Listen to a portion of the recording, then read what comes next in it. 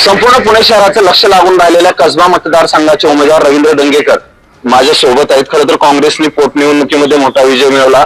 तुम्ही आता परत एकदा निवडणुकीच्या रिंगणात आहात, काय सांगाल? आता काही वेळात निकाल येतो। नाही, मी वर्ष या मतदारसंघामध्ये लोकांमध्ये आहे। ह्या समाजाची नाळ, ह्या जनतेची नाळ, माझी कुटुंबिक नाळ निर्माण झालेली आहे।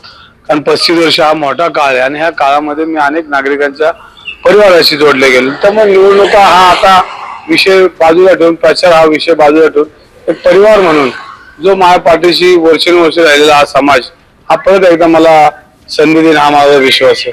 किती मतांनी तुम्ही निवडून याल? कारण आता काही वेळात निकाल सुरू होतोय कसब्यावर, सर्वत्र पुण्याचं नाही तर राज्याचं परत एकदा लक्ष। काय माहितीये का, आता याच्यामध्ये निवडणुकीतला अंदाज हा बांधणं एवढं सोपं नाहीये। कारण निवडणुका लोकशाही पद्धतीने लढल्या जातात आणि मी परत म्हणतो की हा गडगड असं काय नाही, हा जनतेचा गड आहे आणि लोकशाही हे पवित्र स्थान आहे।